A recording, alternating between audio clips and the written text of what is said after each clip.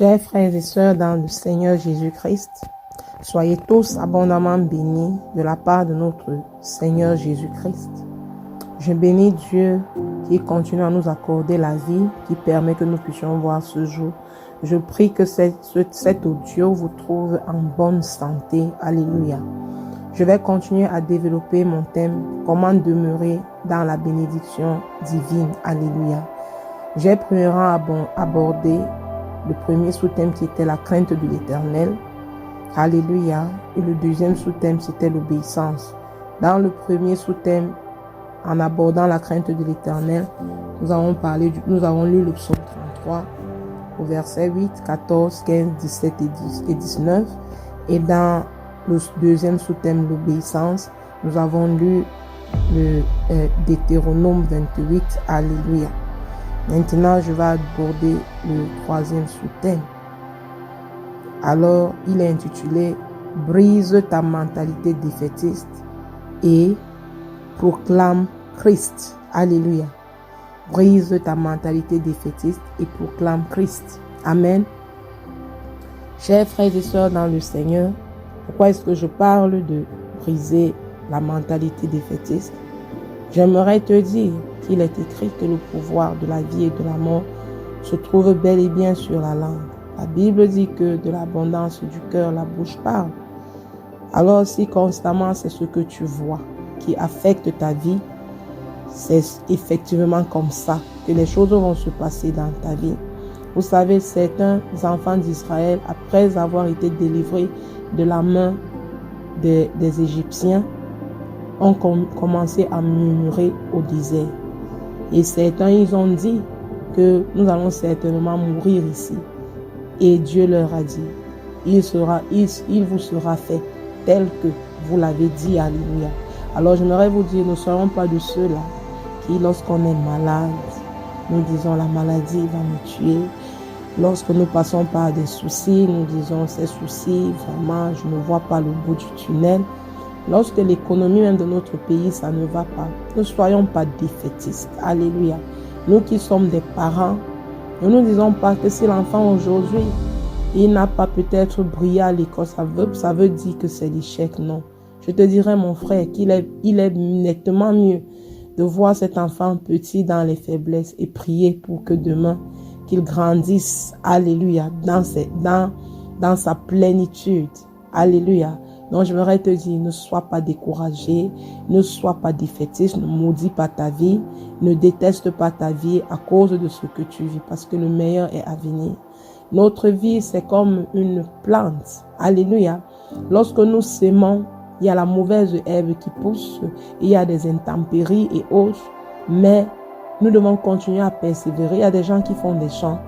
Parfois, telle récolte ne donne pas. Et si nous nous souvenons de l'histoire de Pierre avec Jésus, Jésus a dit à Pierre, va encore lancer ton filet. Il était allé la première fois, il a dit, nous avons tout essayé, nous n'avons rien eu. Mais quand il allait lancer pour la deuxième fois, sous la direction de Jésus, alléluia, il a pêché tellement de poissons qu'il fallait qu'il les partage avec d'autres pêcheurs. Alors mon texte de ce jour, je me suis inspiré de Luc 4 à partir du verset 18 au verset 19. Il est écrit, l'Esprit du Seigneur est sur moi, car il m'a oint pour annoncer une bonne nouvelle aux pauvres. Il m'a envoyé pour annoncer aux captifs la délivrance, aux aveugles le recouvrement de la vue, pour apporter la liberté aux opprimés et proclamer une année de faveur accordée par le Seigneur. Alléluia. Mon frère et ma soeur, j'aimerais que tu sois celui ou celle qui proclame dans sa vie. J'aimerais que tu sois celle qui ouvre sa bouche et qui dise que cette maladie ne va pas m'emporter, que cette situation de pauvreté ne va pas m'emporter, que cette situation que je traverse n'est pas aussi difficile. Le Seigneur a le dernier mot. Le Seigneur lui-même, Jésus-Christ, avant de commencer son ministère, il a dit que l'Esprit du Seigneur est sur lui. L'Esprit de Dieu, c'est un esprit de vie, c'est un esprit de puissance, c'est un esprit de grâce, c'est un esprit de faveur, c'est un esprit de couronnement. Alléluia. Lorsque nous avons devant l'Esprit du Seigneur. Nous ne devons pas être des personnes timides. Nous ne devons pas être des personnes emportées par les soucis. Alléluia. Nous devons être des personnes qui, malgré les soucis, nous avons la force parce que le Saint-Esprit renouvelle ses grâces, ses bontés tous les jours dans nos vies. Alléluia. Nous devons croire à la parole de Dieu. Nous devons vivre conformément aux promesses de Dieu. Et je pense que maintes fois dans mes audios, je vous ai toujours demandé quelle est la promesse que l'Éternel a dans ta vie. Si tu ne la connais pas, j'aimerais te dire que le Seigneur dit qu'il n'a que des plans de bonheur pour ses enfants. Il aimerait que nous prospérons. Il n'a pas des plans de malheur pour nous. Donc déjà, il faut t'accrocher et croire que si tu vis un malheur, si tu vis une situation périlleuse, si tu vis une situation impossible, crois que Dieu est avec toi. Ne pense pas que cela te vient de Dieu. Ne pense pas que cela, ce sont les desseins de Dieu, mais crois plutôt que dans cette situation, le Seigneur est en train de t'apprendre quelque chose. Moi, je suis beaucoup passé par les épreuves. Au départ, je vivais ces épreuves dans la panique, dans la peur, mais au fur et à mesure que j'avançais avec Dieu, j'ai commencé à adorer Dieu. J'ai commencé à un certain moment à demander à Dieu, mais qu'est-ce que tu aimerais que j'apprenne face à cette épreuve? Alors j'aimerais te fortifier ce matin.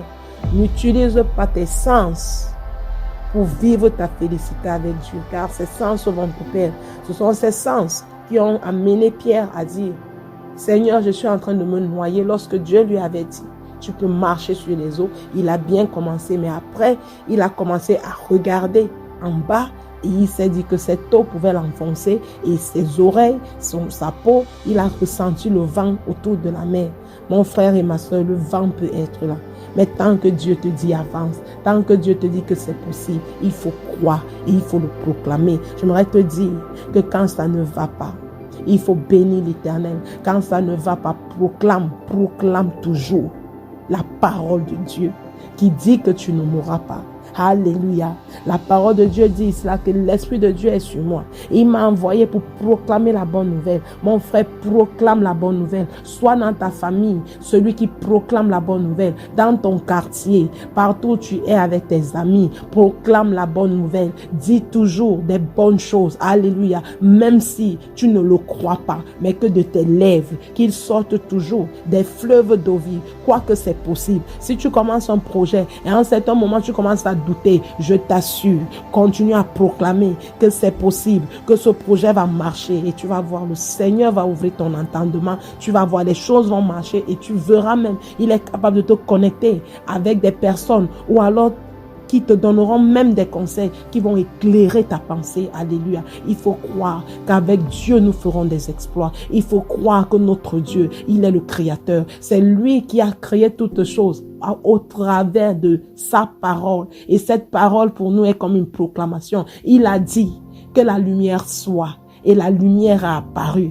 Il a dit, créons l'homme à notre ressemblance et à notre image. Il a créé, lui-même nous montre qu'il est celui qui donne la vie. Il appelle en existence ce qui n'existait pas. La terre était informe, alléluia. Dieu est venu, il a donné la forme à cette terre. Donc je ne sais pas quel problème, quelle situation de ta vie qui est informe, mais proclame la parole de Dieu, que ta terre prenne la forme, que ta situation prenne la forme. Alléluia. Je ne sais pas quelle maladie dont tu souffres. Je ne sais pas quelle est la déception que tu vis dans ta vie. Mais commence à appeler le Zoé de Dieu. Commence à appeler la vie de Dieu. Commence à appeler les fleuves d'eau vive de Dieu pour toucher ta vie, pour arroser ce champ. Alléluia. Que si tu étais dans la sécheresse, maintenant, que le Seigneur arrose ta vie afin que les fleuves d'eau vive puissent écouler au nom puissant de Jésus-Christ. Alléluia. Et le Seigneur, je continue à dire, aux aveugles, le recouvrement de la vue.